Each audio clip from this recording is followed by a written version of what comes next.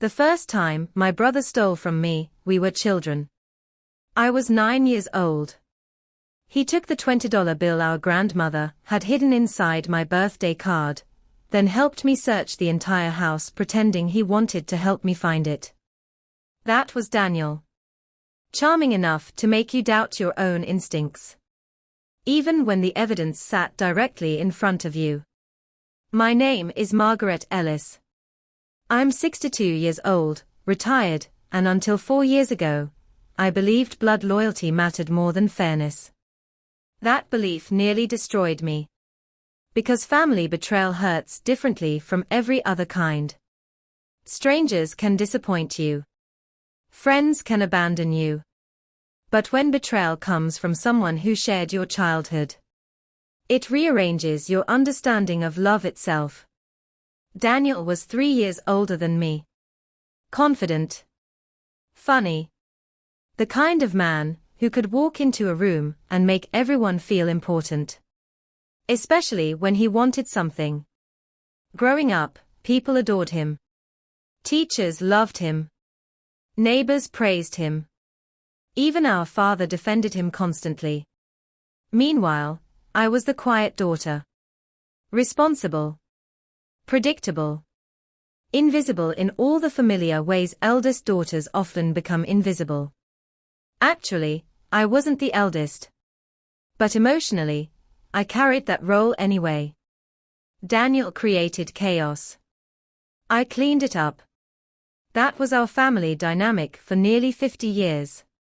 When Daniel wrecked Dad's truck at 16, my father said, "Boys make mistakes."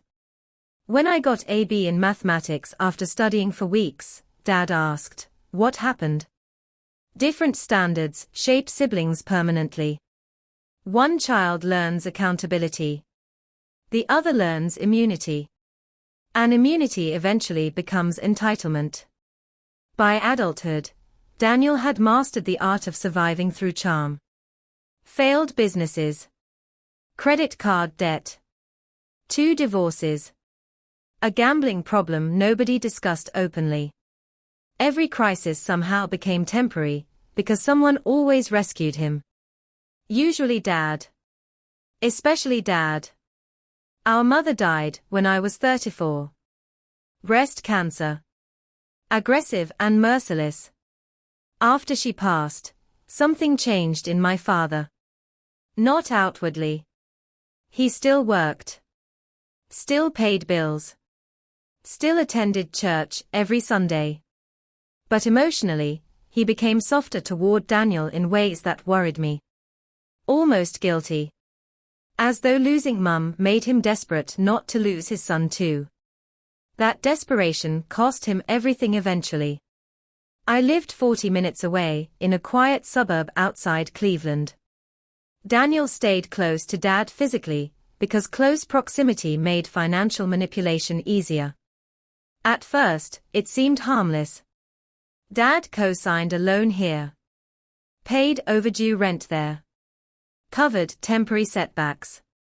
But temporary people rarely create permanent problems accidentally. Over time, Daniel's dependence deepened while Dad aged rapidly. At 78, Dad still insisted on mowing his own lawn despite worsening arthritis. At 80, he started forgetting small things. Missed appointments. Repeated stories. Left groceries inside the car overnight. Nothing dramatic. Just little signs that time was quietly tightening its grip. I started visiting more often after that. And the more I visited, the more uneasy I became. Daniel practically lived inside Dad's house by then. Not officially. Just constantly present. Too present. There were unopened bills stacked on tables. Missing bank statements. Strange withdrawals Dad couldn't fully explain. One afternoon, I found Daniel screaming at Dad in the kitchen over money. Dad looked exhausted. Small somehow. I had never seen my father look small before. The moment Daniel noticed me, his entire personality shifted instantly. Smile. Charm. calm voice. That transformation frightened me more than the yelling. Because manipulative people are most dangerous when they can switch masks quickly. Later that evening, I asked Dad privately, "Is Daniel pressuring you financially?" Dad sighed heavily and said something that still haunts me. "He's had a hard life, Maggie." Hard life. Funny phrase. Daniel had a hard life partly because every consequence was softened before it could teach him anything. Meanwhile, people like me become strong precisely because nobody softens anything for us. Over the next 2 years, Dad's health declined steadily. Heart problems. Memory lapses. Falls. Eventually, his doctor gently suggested assisted living. Dad refused immediately. And honestly, I understood why. That house was the last place Mum still felt alive somehow. The garden she planted. The chair she used every morning. The old grandfather clock they bought together after their honeymoon. People underestimate how deeply objects hold grief. So instead, I began helping more. Doctor appointments.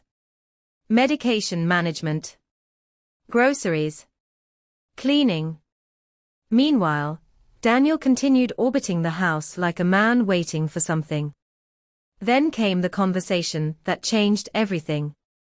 It was November. Cold. Rain hitting the windows while Dad sat quietly in his recliner. Out of nowhere, he said, "Daniel thinks you resent him." I nearly laughed. Resentment wasn't the word anymore. Exhaustion was closer.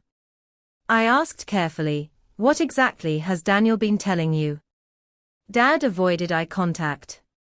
That silence told me enough. Manipulative people rarely attack directly.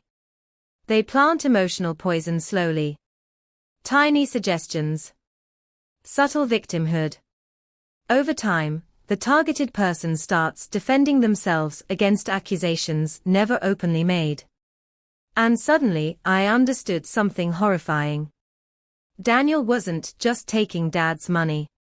He was rewriting family history in real time. Making himself the misunderstood son. Making me the cold, judgmental sister. That night, I drove home shaking with anger. Not because of inheritance. Because of distortion.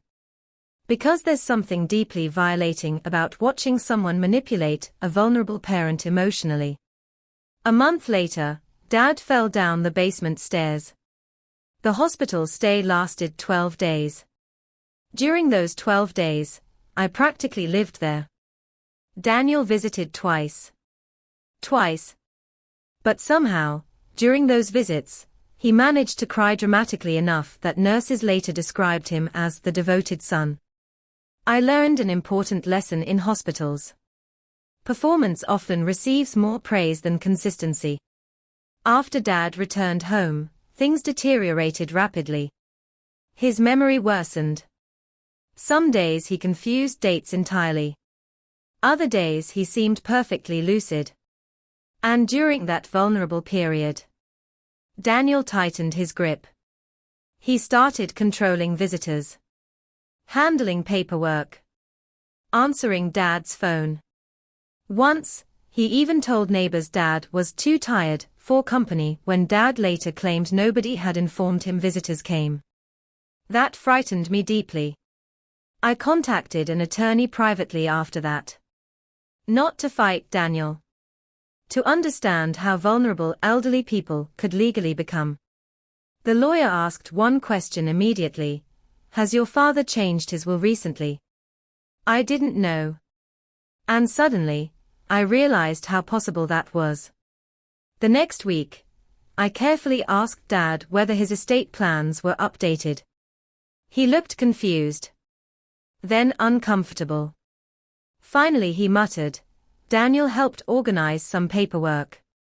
My stomach dropped instantly. Because my father hated paperwork. Always had. And Daniel suddenly volunteering to help with legal documents felt like a wolf offering sheep accounting services. I requested a copy gently. Dad said Daniel had it. Of course he did. When I asked Daniel directly, he became defensive immediately. You think I'm stealing from Dad? Interesting thing about guilty people. They often skip directly to accusations nobody explicitly made. Over the following months, tension inside our family became unbearable. Daniel started treating me like an intruder in my father's life. Every suggestion I made became criticism. Every concern became drama. And Dad, caught between us, slowly withdrew emotionally. I hated Daniel for that most of all.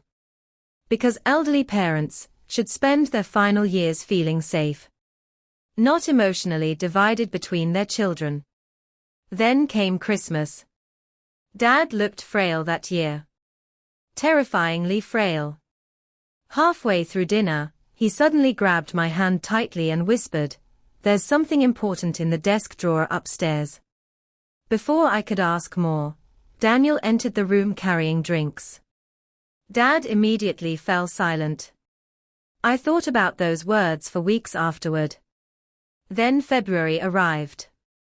And with it, the phone call. Dad died at 3:14 in the morning from heart failure. Just like that. No dramatic final speech. No cinematic goodbye. One moment alive. One moment gone. Grief feels strangely administrative at first. Paperwork. Funeral arrangements. Death certificates. People bringing casseroles while your brain struggles to accept reality. Through all of it, Daniel behaved like the grieving son everyone expected him to be. Emotional. Broken. Devastated. But underneath it all, I sensed anticipation.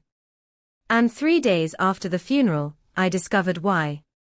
3 days after the funeral, Daniel called asking me to meet him at Dad's house. His voice sounded unusually controlled. Too controlled. Like someone rehearsing calmness. When I arrived, the atmosphere inside the house felt wrong immediately. Not sad. Tense. Daniel sat at the dining table beside a manila folder. Dad's attorney, Mr. Harper, sat across from him looking deeply uncomfortable. The moment I entered, Daniel gave me a smile so artificial it made my skin crawl. Then Mr. Harper cleared his throat and said, "Your father updated his will 8 months ago." 8 months. Directly during the period Dad's memory had already started deteriorating. My stomach tightened instantly. Daniel leaned back in his chair with the expression of a man already tasting victory. Mr. Harper opened the file slowly. Then he read the will. And just like that, 40 years of family history suddenly made perfect sense. Dad's house went entirely to Daniel. The savings accounts. Mostly Daniel. Dad's truck. Daniel. Even Mum's jewelry, items Dad once promised would come to me, had somehow been reassigned. My portion amounted to a small investment account worth less than $20,000. That was it. After years of caregiving. After handling appointments, medications, emergencies, hospital stays. After practically carrying our father through the final years of his life. I got crumbs.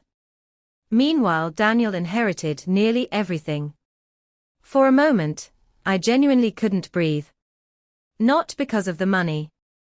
Because betrayal from the dead feels uniquely disorienting. You can't argue with it. Can't ask questions. Can't demand explanations. The person is simply gone. Daniel watched my face carefully the entire time. Waiting. Almost enjoying it. Then he sighed dramatically and said, "Dad knew you were financially stable, Maggie." Financially stable. Funny how people justify greed by reframing fairness as unnecessary. I stared at my brother and suddenly realized something horrifying. He wasn't even pretending to feel guilty. Because entitlement had fully replaced shame. Mr. Harper looked deeply uneasy throughout the meeting. At one point he even avoided eye contact entirely. That bothered me a lot.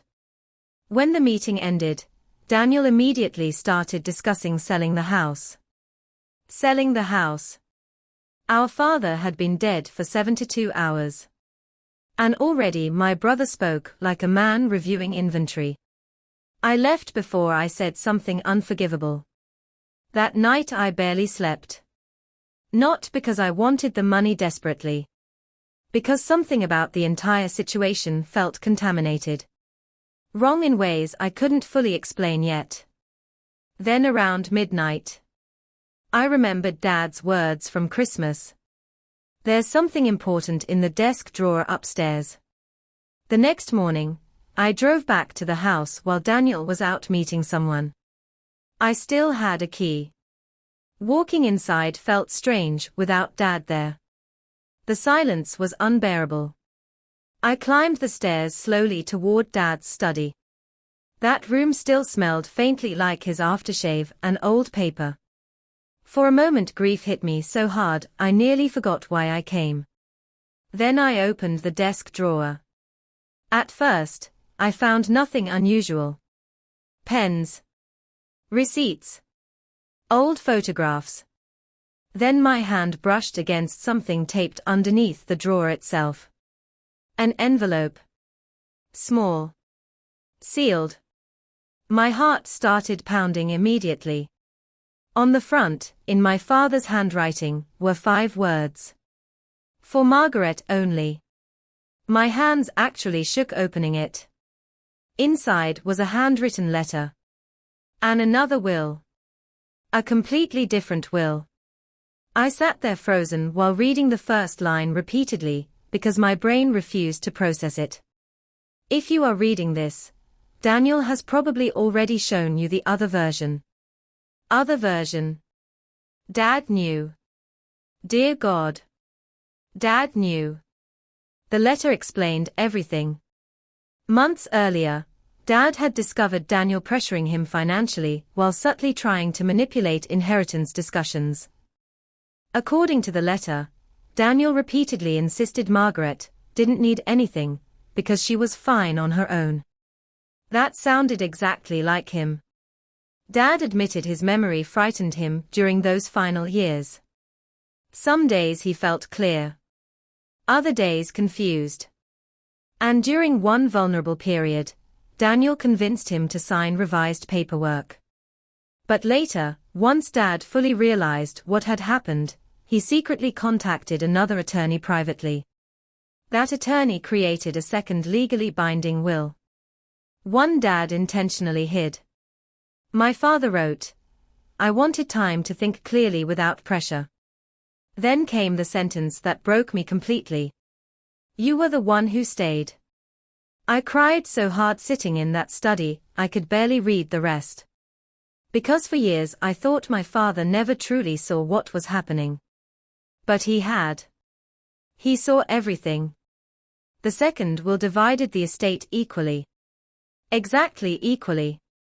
The house. Savings. Everything. But there was one more devastating addition. A signed statement from Dad detailing concerns about coercion and manipulation surrounding the first will. My father knew his son better than any of us wanted to admit. I immediately contacted the attorney named in the second envelope. Her name was Linda Mercer. Sharp. Calm. Ruthless in the best possible way.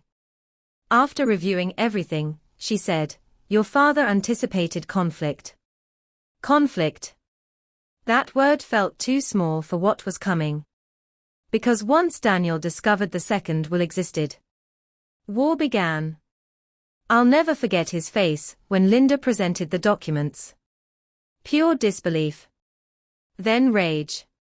Real rage. Not the polished charm he showed the world. His entire mask collapsed instantly. He accused me of forging documents, manipulating Dad, turning attorneys against him. At one point he screamed, "You always wanted Dad to yourself." Which was ironic considering I'd spent years begging him to help more. The legal battle lasted 11 months. 11 exhausting months. And during that time, disturbing truths surfaced one after another. Daniel had withdrawn large amounts from Dad's accounts repeatedly. He'd isolated Dad socially, intercepted calls, even pressured neighbors into reporting back about my visits. One former caregiver testified she once overheard Daniel telling Dad, "Margaret only helps because she wants the house." That nearly destroyed me emotionally. Because manipulative people don't just steal assets. They steal narratives. They poison relationships while pretending innocence. Courtrooms are strange places for family grief. Pain becomes evidence.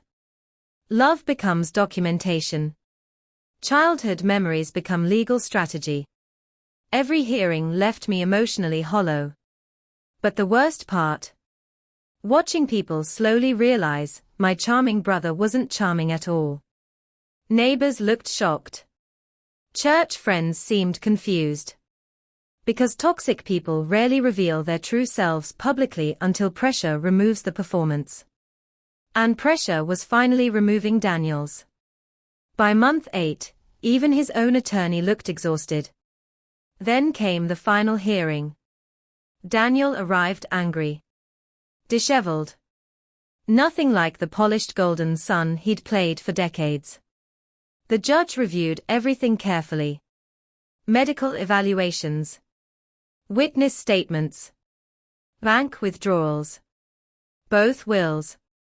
Dad's handwritten letter. Then finally she ruled the second will legally valid. Daniel lost almost everything he thought he controlled. The look on his face at that moment. I still struggle to describe it. Not sadness. Not grief. Shock. Pure shock. Because entitled people genuinely believe consequences are things that happen only to others. Outside the courthouse, Daniel exploded publicly. He screamed that I'd ruined his life. Called me greedy. Ungrateful. Manipulative. And suddenly, standing there watching him unravel in front of strangers, I felt something unexpected. Pity. Because my brother had spent his entire life taking shortcuts toward security. Manipulation instead of responsibility. Charm instead of integrity. And eventually those choices hollowed him out completely. Over the next year, karma finished what the courtroom started. Daniel's gambling debts surfaced publicly. He lost the condo he'd secretly purchased expecting inheritance money. Friends distanced themselves. His girlfriend left. Even some relatives stopped speaking to him after learning how he treated Dad. Meanwhile, I renovated the family house slowly. Carefully. I kept Mum's garden alive. Restored Dad's study. Sometimes I still sit in his old chair reading that letter again. Especially one line. "You were the one who stayed." Do you know what hurts most about family betrayal? It's not losing money. It's realizing someone who shared your childhood viewed love as something transactional. But do you know what heals eventually? Truth. Truth heals slowly. Painfully. But permanently. My brother spent his entire life manipulating appearances. In the end, appearances collapsed. And my father, despite all his flaws, made sure the truth survived him. I haven't spoken to Daniel in almost 3 years now. People sometimes ask whether I miss him. Honestly, I miss the brother I spent decades pretending he was. Not the man he actually became. This has been Toxic Family Files. And remember, Some people don't mourn family. They mourn losing control over them.